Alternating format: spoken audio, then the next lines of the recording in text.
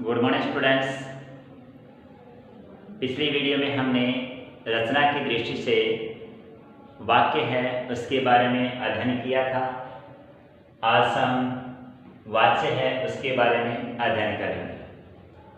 वाच्य का भाषा के अंदर क्या महत्व है और वाच्य का क्रिया पर क्या प्रभाव पड़ता है उसका विस्तृत अध्ययन करेंगे। सबसे पहले हम चर्चा करते हैं इसकी परिभाषा में। वाच्य कहते किसे हैं? क्रिया के उस परिवर्तन को वाच्य कहते हैं जिसके अंतर्गत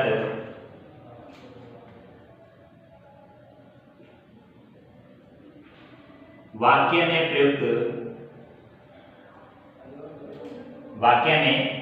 प्रयुक्त कर्ता, क्रिया व भाव में से किसकी प्रधानता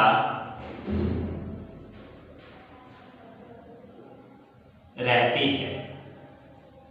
क्या होता है? क्रिया के उस परिवर्तन को वाच्य कहते हैं जिसके अंतर्गत वाक्य में प्रयुक्त कर्ता, क्रिया व भाव में से किसकी प्रधानता है उसे हम क्या कहते हैं? वाच्य कहते हैं। अब वाक्य में क्या होता है? जैसे एग्जाम्पल के लिए लिखा हो राम गाना गाता है। राम गाना गाता है। इसमें क्या है कि तो कर्ता भी दे रखा है, एक कर्म दे रखा है और एक क्या दे रखा है? क्रिया दे रखी है। क्रिया दे रखी है और क्रिया विशेष है। इसमें प्रधानता किसकी रहेगी? किसकी प्रधानता रहेगी? उसमें उसी को हम क्या कहते हैं? वाच्य कहते हैं। अब यहां देखिए कर्ता दे रखा है राम, कर्म दे रखा है गाना और यहां दे रखी है क्रिया। क्या दे रखी है? क्रिया दे रखी है। अब इसमें प्रधानता किसकी है उसका बोध करवाया जाएगा। उसे हम क्या कहते हैं? वाच्य कहते हैं। तो बात देखिए कि क्रिया के उस परिवर्तन को वाच्य कहते हैं जिसके अंतर्गत वाक्य में प्रयुक्त क्रिया, कर्ता व कर्म में किसकी प्रधानता रहती है उसे हम क्या कहते हैं? वाच्य कहते हैं। यहाँ भाव की जगह कर्म कर लेना, ठीक है। एग्जाम्पल के लिए राम गाना गाता है, कर्ता, कर्म और क्रिया। यहाँ जो राम जो कर्ता दे रखा है उसी के अनुसार क्रिया का प्रयोग किया गया है। कर्ता इसके अंदर क्या है? राम है। राम पुल्लिंग शब्द है। कौन सा शब्द है? पुल्लिंग शब्द है, एक वचन है। पुल्लिंग और एक वचन है। अब राम के अनुसार गाना जो गाता है उस क्रिया का प्रयोग हुआ है और एक वचन है उसी के अनुसार इसमें भी एक वचन का प्रयोग किया गया है। इस कारण से हम यहाँ कह सकते हैं जो कर्ता प्रधान है। क्या है इसके अंदर? कर्ता की प्रधानता है इसके अंदर। दूसरा वाक्य हम लिखते हैं जैसे मेरे द्वारा फल खाया गया। अब इस वाक्य के अंदर देखिए मेरे द्वारा फल खाया गया। यहाँ कर्ता की प्रधानता नहीं है बल्कि किसकी प्रधानता है? कर्म की प्रधानता है। क्यों? क्योंकि फल इसके अंदर कर्म है और कर्म के अनुसार इस वाक्य में क्रिया का प्रयोग किया गया है। किसका प्रयोग किया गया? क्रिया का प्रयोग किया गया है। इस क्रिया का प्रयोग करने के कारण से जो फल है वो प्रधान रहेगा। क्या रहेगा? फल प्रधान रहेगा और फल प्रधान रहेगा तो इसका मतलब कर्म की प्रधानता रहेगी। आगामी वाक्य है, नेक्स्ट वाक्य है, जैसे उसके द्वारा हंसा गया, उसके द्वारा हंसा गया। यहाँ ये हंसना एक क्रिया है, इसकी प्रधानता है। हंसना एक क्या है? क्रिया। और क्रिया की यहाँ प्रधानता है, वो भाव के रूप में जानी जाती है। किसके रूप में? भाव के रूप में। क्रिया को हम भाव के रूप में भी कह सकते हैं, क्योंकि क्रिया प्रधान होती है तो क्रिया का एक भाव ही लिया जाता है। यहाँ भाव के रूप में प्रधान है, यानी क्रिया है। इस कारण से कर्ता की प्रधानता यहाँ है, कर्म की प्रधानता यहाँ है, और भाव यानी जो क्रिया है उसकी प्रधानता तीसरे वाक्य में। तो इस रूप परिवर्तन को, यानी क्रिया के इस परिवर्तन को ही हम क्या कहते हैं? वाच्य कहते हैं। वाच्य के प्रकार कितने होते हैं? उसके लिए पहले इसका स्क्रीनशॉट ले लीजिए या इसको लिख लीजिए।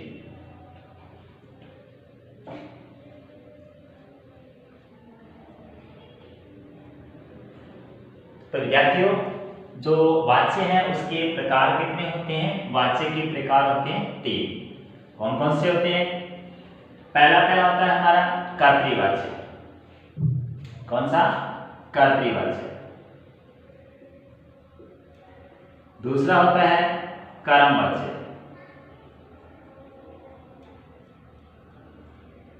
कर्तृवाच्य, कर्मवाच्य, और तीसरा होता है भाववाच्य।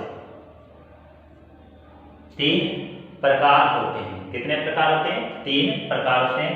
अब पहला वाक्य है जो हमने किया, राम गाना गाता है, उसी के अनुरूप देखा जाए तो उसमें कर्ता प्रधानता, जिसमें कर्ता की प्रधानता रहती है, कर्ता की प्रधानता रहती है, और कर्मवाच्य में कर्म की प्रधानता रहती है।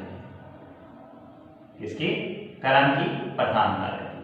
और भाववाच्य में क्रिया, या हम कह सकते हैं भाव की प्रधानता रहती है। किसकी? भाव यानी क्रिया की प्रधानता रहती है। तो सबसे पहले हम चर्चा करते हैं कर्तृवाच्य की। कर्तृवाच्य किसे कहते हैं? तो इसकी परिभाषा लिखिए। जिस वाक्य में क्रिया का प्रयोग, जिस वाक्य में क्रिया का प्रयोग कर्ता के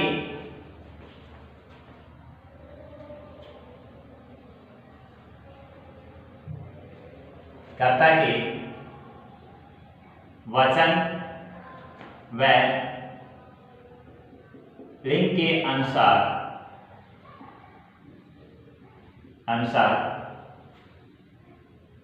किया जाता है। जिस वाक्य में क्रिया का प्रयोग कर्ता के वचन व लिंग के अनुसार किया जाता है, अर्थात जिसमें कर्ता की प्रधानता रहती है, या हम सीधा कह सकते हैं जिसमें कर्ता की प्रधानता रहती है, या हम ये कह सकते हैं कर्ता के अनुसार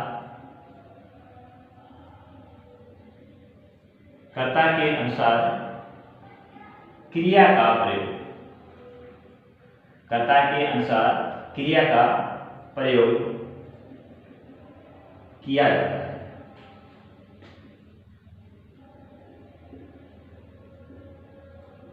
बात है कि जिस वाक्य में क्रिया का प्रयोग कर्ता के वचन व लिंग के अनुसार किया जाता है, या हम कह सकते हैं जिसमें कर्ता की प्रधानता रहती है, या फिर हम ये लिख सकते हैं कर्ता के अनुसार क्रिया का प्रयोग किया जाता है, उससे हम कहते हैं कर्तृवाची वाक्य कहते हैं।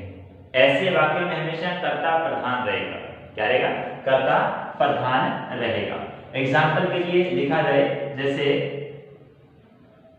लड़के बाजार जा रहे हैं। लड़के बाजार जा रहे हैं। यहां देखिए कर्ता कौन है? लड़के हैं। कौन है? लड़के। इसके अंदर क्या है? कर्ता है। जाना इसके अंदर क्या है? क्रिया है। जाना इसके अंदर क्या है?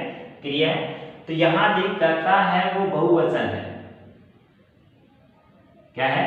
बहुवचन है। एक नंबर क्रिया भी क्या की है, बहुवचन का प्रयोग किया गया है। 2 नंबर इसके अंदर है ये पुल्लिंग है, कर्ता क्या है, पुल्लिंग है, तो क्रिया भी क्या आ रही है, पुल्लिंग आ रही है। कैसे आ रही, पुल्लिंग क्रिया। इसका मतलब क्या है कि यहाँ बहुवचन, तो क्रिया भी बहुवचन का प्रयोग हुआ है, यहाँ पुल्लिंग है तो ये भी पुल्लिंग का प्रयोग हुआ है।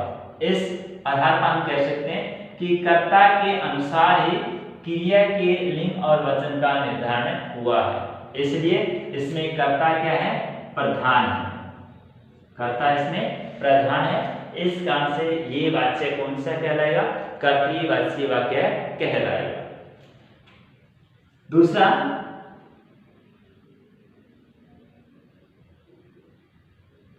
लड़कियां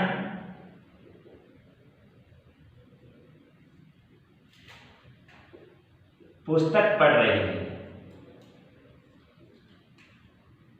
पढ़ रही हैं, लड़कियां पुस्तक पढ़ रही हैं।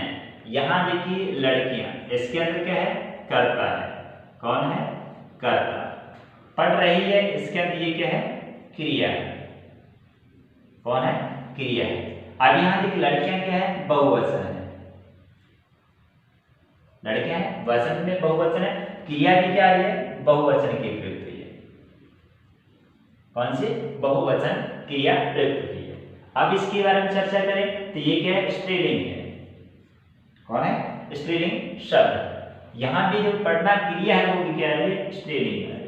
अब यहां भी कह सकते हैं कि कर्ता प्रधान है, कर्ता इसके अंदर क्या है, प्रधान है, कर्ता के अनुसार ही क्रिया का प्रयोग किया गया है, कर्ता के अनुसार ही क्रिया का प्रयोग किया गया। इस कारण से ये जो वाक्य है ये कर्तृवाची वाक्य कहलाएगा। कौन सा वाक्य कहलाएगा, कर्तृवाची वाक्य कहलाएगा। दूसरी इसकी पहचान क्या होती है कि कर्ता के सामने या कर्ता के साथ कारक चिन्ह नहीं आता। कौन सा नहीं था, कारक चिन्ह। जब कारक चिन्ह नहीं आ रहा तो क्या होगा, कारक चिन्ह नहीं आ रहा, इसका मतलब क्या कि ये जो कर्ता है वो अपने आप में प्रधान होगा। यदि कारक चिन्ह नहीं आ रहा तो कर्ता अपने आप में क्या होगा, प्रधान होगा। यदि कारक चिन्ह आ गया तो कर्तृवाची वाक्य में कर्ता के अनुसार क्रिया का प्रयोग नहीं होगा। ठीक है, जैसे एग्जांपल के लिए यहाँ लड़के में जो वाक्य है उसी के अंदर लड़के ने पुस्तक पढ़ी। अब यहां देखिए आपको बताया कि कर्ता के साथ में कारक चिन्ह का प्रयोग नहीं होता। यदि कारक चिन्ह का प्रयोग आ गया तो मतलब कर्ता की प्रधानता वो समाप्त हो जाती है। कैसे समाप्त होगी, देखिए लड़के ने पुस्तक पढ़ी, लड़का शब्द है वो क्या है, पुल्लिंग है, और यहाँ क्या है, पढ़ना जो किया है वो स्त्रीलिंग है, ये पुल्लिंग है, पुल्लिंग है, और क्रिया जो दे रखी है वो क्या है, स्त्रीलिंग है। तो कहने का मतलब कर्ता की प्रधानता खत्म हो गई है। क्यों होगी, क्योंकि कर्ता के अनुसार क्रिया का प्रयोग नहीं हुआ। क्यों, क्योंकि कर्ता पुल्लिंग है और क्रिया स्त्रीलिंग है। लेकिन यहाँ किसके आधार पर प्रयोग हो गई, कर्म के आधार पर इसका प्रयोग हो गया। तो ये प्रधानता कर्ता की नहीं है, कर्तृवाची नहीं हो सकता है। क्यों, क्योंकि इसके अंदर कारक चिन्ह का प्रयोग हुआ है, और जो क्रिया जो प्रयोग की गई है वो किसके आधार पर, कर्ता के अलावा कोई अन्य शब्द है यानी कर्म है उसके आधार पर इसका प्रयोग किया। क्योंकि पुस्तक शब्द स्त्रीलिंग शब्द है तो उसके अनुसार इसका प्रयोग हो गया, तो ये कर्तृवाची वाक्य नहीं होगा। एक बार इसका स्क्रीनशॉट ले लीजिए। नेक्स्ट हम करेंगे कर्मवाची।